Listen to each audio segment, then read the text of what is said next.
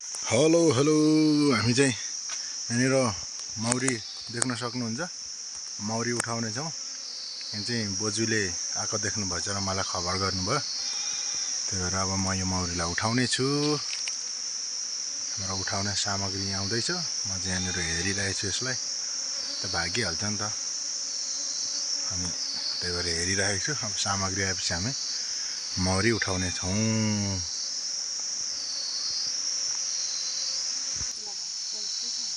ल हाम्रो मौरी उठाउने यो सानो यो आइसकेको छ बट्टा अब यसमा उठाउने छौं हामी घाम लागिरहेको छ त्यही भएर टोपीले हल्का फेस चाहिँ सेभ गर्नुपर्ने स्थिति आयो त्यही भएर हामी अब मौरी उठाउने छौं मलाई देखाउनु नि ठीक छ ल हामी टोपी लगाइसकेका छौं अब पन्जा पर्दैन त्यति साह्रै आवश्यक त मौरी उठाउने छौं यसमा फ्यालेर म कुदाइ हुन्छ नि कुदाइ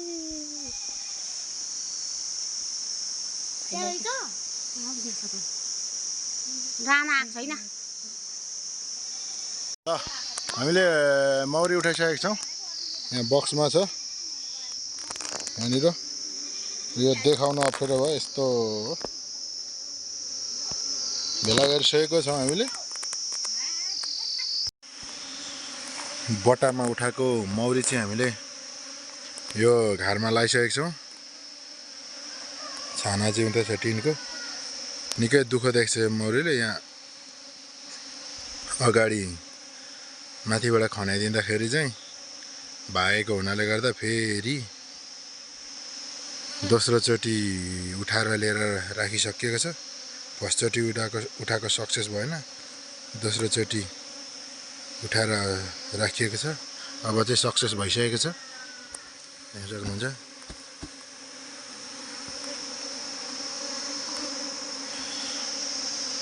यस्तै छ यहाँ पनि छ मौरी छ भने हामीले राखिसकिएको छ कति अवस्थामा मरेको मौरीहरू चाहिँ यस्तो अर्कोसँग भएर यस्तो भइरहेछ यो चाहिँ बाजेको नि धेरै चलाउँदाखेरि यिनीहरू पनि आफै टोकाटक गर्न थालिसकेको थियो यसरी घारमा चाहिँ यसरी लाउँदा चाहिँ सजिलो हुन्छ हुन चाहिँ माथिबाट भन्दा उठाएको मौरी तर थोरै गर्दै बस्छ छिर्छ ल है फेरि 11 सदस्य आज राखिसकिएको छ सक्सेस भइसकेको छ हेर्दै गर्नुहोला Vipin best honey bee Nepal चाहिँ एकदम नयाँ कुराहरू जान्नको लागि चाहिँ सब्स्क्राइब गरिराख्नु होला तपाईहरुले घारमा मौरी लाउँदै हुनुहुन्छ भने चाहिँ अथवा यो खालको बोरा भयो अथवा कागजले माथिबाट ठक्कल गरेर मिलाएर यसरी नै राखेर चाहिँ अहिले त अब सिजन त चले तर पनि भरा छैन पहिला मुनि भराउनु पर्ने हुन्छ त्यो भएको हुनाले गर्दा यसरी राखेर चाहिँ मौरी लाउँदाखेरि यसरी मुनिबाट लाउँदाखेरि चाहिँ यसरी सिङ्का अथवा ढुङ्गाहरूले केही गरेर हातले थोरै गरेर लाएर चाहिँ रानी छिरिसकेपछि चाहिँ यस्तो बट्टा अथवा केही धोक्रोहरुमा उठाउनु भएको छ भने यसरी